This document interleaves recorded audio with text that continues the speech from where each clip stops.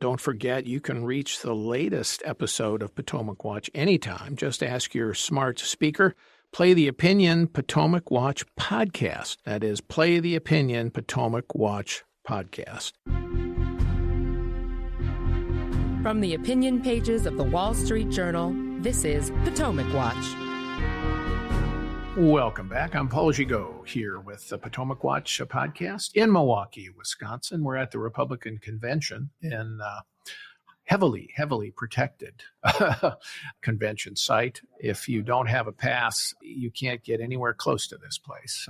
I'm here with Kim Strassel and Kyle Peterson. Kim, on this economic agenda, it's going to be a real battle within a potential Trump administration between J.D. Vance, Lighthizer, the former trade rep, and the protectionist wing versus, I would call it the Art Laffer, Steve Moore, Larry Kudlow free market wing that prevailed in the first term, as Kyle said, with the help of Mike Pence and the people that Pence laid through the administration. J.D. Vance is likely to populate this administration with big government, pro-union, pro-tariff advisors. If he plays that role. Right. And I mean, I would like to point out that back when Pence was chosen as Donald Trump's running mate, remember, Donald Trump was a newcomer on the political scene, and he chose Pence largely because he was an old hand. And Pence did play an enormous role in bringing in all these amazing picks that were great free market and really were the backbone of the deregulatory and tax cut push that we saw that was so good for the economy. I think Donald Trump has heard enough from the Laffer wing to understand in large ways the importance of cutting regulation, of cutting taxes. I mean, and he has repeated a lot of that, and hopefully he will say so again in his speech this week.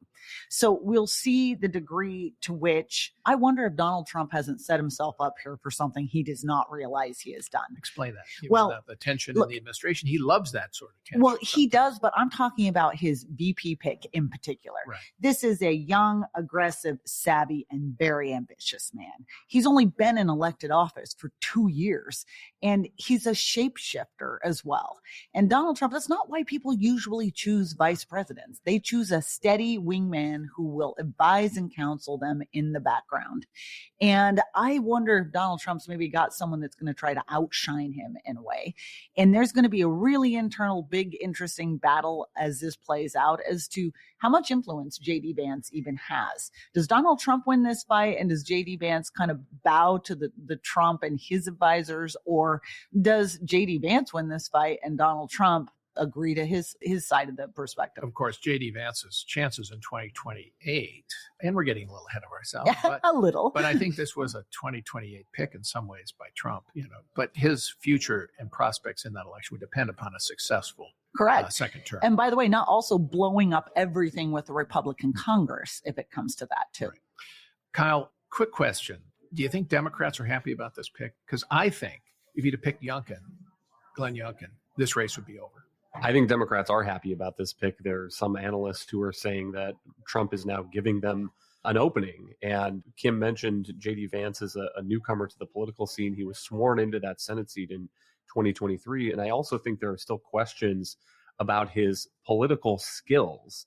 He won that Senate race in Ohio against Congressman Tim Ryan 53-47. And he underperformed other Republicans running statewide by double digits. And so I still think there are questions also about how he is going to perform when he's out there on the campaign trail, when he's getting questions from reporters. He has put his foot in his mouth sometimes, saying things like, I've got to be honest with you, I don't really care what happens to Ukraine one way or another. He said that to Steve Bannon in a 2022 interview. And that I think somewhat does reflect his real foreign policy instincts, which are more isolationist than we have seen from the Republican Party in the recent past. But it is also the kind of statement that your opponents love because they get to run it in campaign ads, and it's in your own words, in your own voice. It's hard to back away from.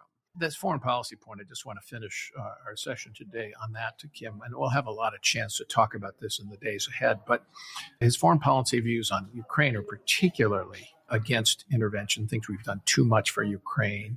He has said, Putin's a bad guy, but he says it's really not our interest in Ukraine. He's likely to be a hawk on China, I think. He's pro-Israel. And since Trump is pretty hawkish on Iran, I think J.D. Vance will come in behind that. But basically, he has a worldview that says, and has expressed that America really shouldn't play the world leadership role that it does, that it should be primarily worried about the southern border, not any other border, is the glib way he will put it.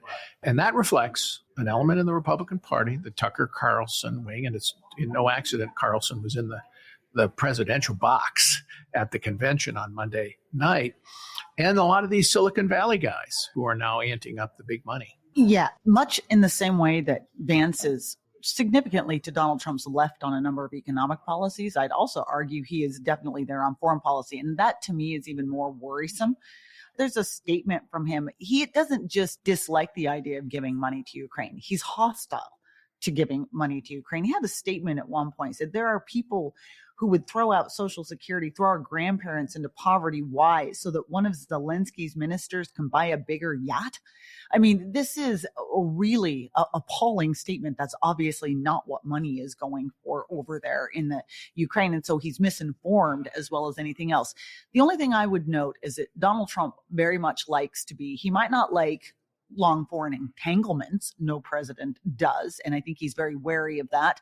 But he likes to be the tough guy on the world. He likes to be seen as the guy who solves problems and puts Xi in his place and does this or that. I'm not quite sure he will entirely go for the Vance isolationist view of the world. And remember, President Biden has supported Ukraine, but with a lot of caveats and slowly, and restrictions on what they can do with weapons. So President Biden has not helped by not having a clear strategy on Ukraine. All right. Kyle, Kim, thank you both. We're going to have to leave it at there for today. Big news here coming out of the Republican convention. We're here every day. And be sure to catch Kim Strassel's podcast, All Things with Kim Strassel, now coming weekly your way. So thank you very much for listening. Hope you'll be with us tomorrow and the rest of the week.